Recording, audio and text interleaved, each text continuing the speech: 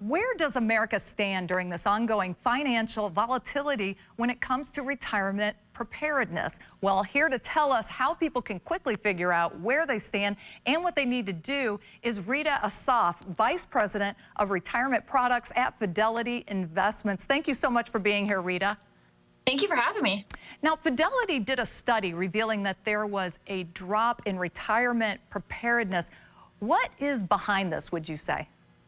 Well, our latest retirement savings assessment actually showed that America's retirement score has moved into the yellow zone to a score of 78. This is down from 2020, but 2020 was also an all-time high, and this was right before the pandemic. What this means is that Americans are now projected to have only 78% of the income needed to cover expenses in retirement. And there are two factors for this drop.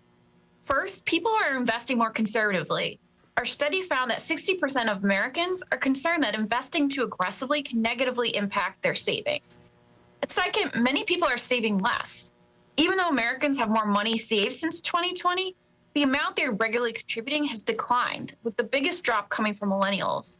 And if you just look at the events of the last couple of years, you can see why people are just feeling uneasy about their long-term financial outlook.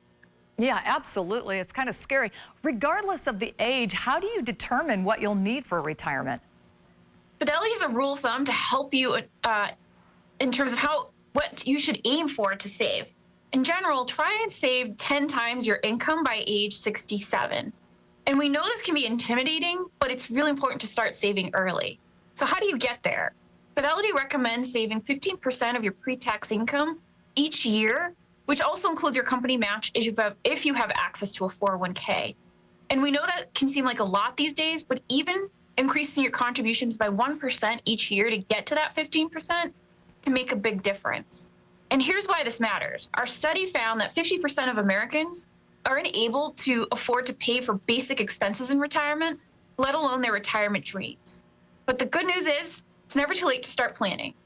A plan is much easier than you think. For some, it may simply mean setting up a goal for how much you should be saving and which accounts to put those savings into. Now, do you have any tips to help improve the chances of retiring with enough? I know there's so many things that contribute to this. What would you say about that? Yeah, here are 3 tips to help you prepare for retirement. First, save as much as you can, but if you can't save all that much, we would still say recommend that 15% of your income each year, or at least trying to get to that over the next couple of years. Second, make your money work for you. And what that means is making sure you have the right investment mix of stocks, bonds, and cash based on how far you are from retirement and how comfortable you are with risk. And lastly, reevaluate your retirement plan.